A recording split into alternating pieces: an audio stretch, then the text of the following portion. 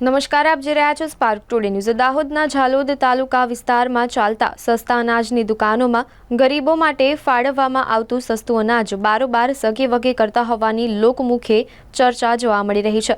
ઝાલોદ તાલુકા વિસ્તારમાં આવેલા સસ્તા અનાજ માફિયાઓ વર્ષોથી બારોબાર કટિંગ કરતા હોવાનું જાણવા મળી રહ્યું છે, જ્યારે કેટલાક સસ્તા અનાજની દુકાનોમાં ગ્રાહકોને વજન ઓછું આપી બાદમાં અનાજ માફિયા બારોબાર વેચાણ કરતા હોવાનું પણ લોકમુખે ચર્ચા જોવા મળી રહી છે। સ્થાનિક લોકોમાં ચર્ચામાં સંભળાય છે કે પુરવઠા વિભાગ દ્વારા સસ્તા અનાજની તટસ્થ તપાસ કરવામાં આવતી ના હોય, દુકાનદારો સમયસર દુકાનો પણ ના ખોલતા હોવાનું લોકમુખે ચર્ચા સાંભળવા મળી રહી છે। ત્યારે બીજી તરફ સંભળાય છે કે સ્થાનિક પુરવઠા વિભાગ અધિકારી દર મહિને પત્રમ પુષ્પ કરવામાં આવે છે તેવી પણ લોકમુખે ચર્ચા સંભળાય છે।